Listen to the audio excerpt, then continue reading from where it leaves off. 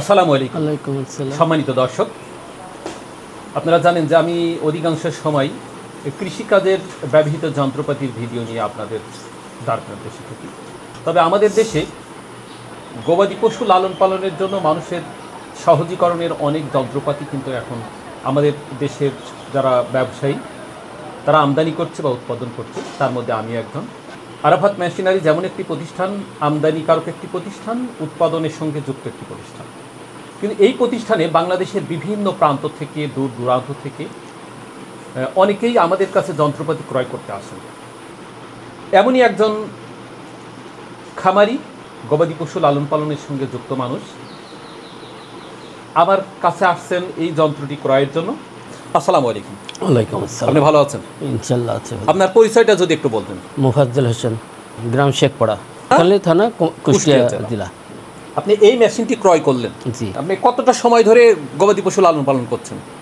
এই তাও 30 বছর হচ্ছে। 30 বছর যাবৎ গবাদি পশু লালন পালন করেন, কিন্তু এতদিন কেন এই সব যন্ত্রের সঙ্গে যুক্ত হননি? আমরা এগুলো দেখি নাই, পরে জানছি, দেখে যে এখন তো আসলে প্রযুক্তির সময়, জি, প্রযুক্তির সঙ্গে আমরা যুক্ত হচ্ছি। জি। আসলে গবাদি পশু লালন পালনের জন্য খড় ঘাস কাটা একটা কঠিন কাজ, সেই কাজটা সহজ হয় কিন্তু এই যন্ত্রের মাধ্যমে। জি।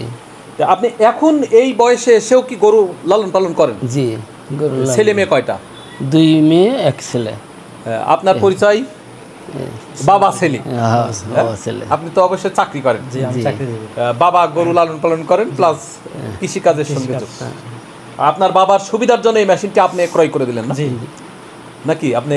না, আমার বাবা এবং মা পাশাপাশি যাতে পরিশ্রমটা কম হয় এই কারণে এই মেশিনটা আমি ক্রয় করেছি। আসলে কি আমাদের এই সমাজ ব্যবস্থায় আমরা আসলে যেভাবে জীবনযাপন করি, খুব সংগ্রাম করি, কিন্তু আমরা সাংসারিক যে পরিশ্রম, সেই পরিশ্রম থেকে এখন প্রযুক্তির ব্যবহারের সঙ্গে আমরা যুক্ত হই, তাহলে কিন্তু আমাদের কষ্টটা লাঘব হবে।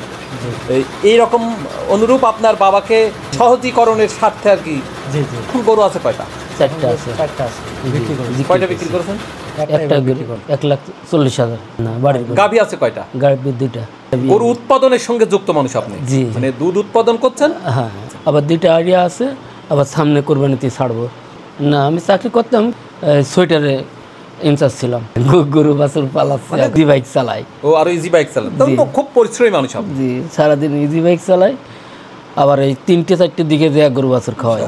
আপনাদের তথ্য প্রথমে অনলাইনে দেখি, অনলাইনে দেখার পর দেখলাম যে এখানকার জিনিসগুলো অনেক উন্নত মানের বা ভালো, এরকম কোয়ালিটি দেখে যাচাই বাছাই করে তারপরে এখানে আমার এক ভাস্তা আছে এলাকার, আপনার ওনার মাধ্যমে মানে দোকানে জায়গাটা লোকেশন নিয়ে তারপরে এখানে এখন অনেকটা ভালো, মানে হ্যাঁ, এটা ভালো। কুষ্টিয়া আমি দেখছিলাম, কুষ্টিয়া ওখানে দেখলাম, ওখানকার চেয়ে আপনার এই জিনিসটা ভালো লাগছে।